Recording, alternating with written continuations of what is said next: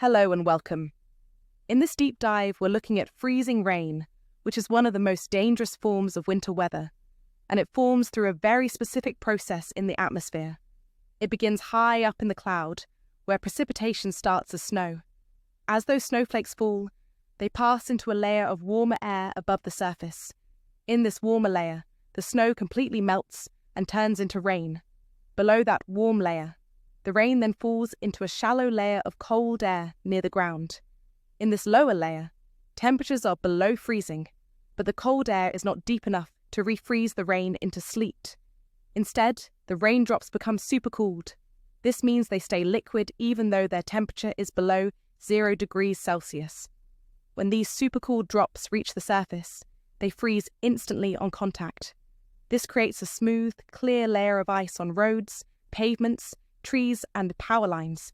Because the ice is transparent and often hard to see, freezing rain can be especially hazardous. So freezing rain depends on a very specific temperature structure. Snow melts in a warm layer aloft, then falls through a shallow cold layer near the surface, freezing only when it hits the ground.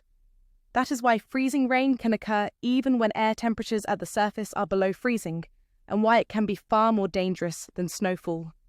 I hope this clearly explained what causes freezing rain, even when temperatures are at or below 0 degrees Celsius, 32 degrees in Fahrenheit. I look forward to seeing you again soon. Goodbye for now.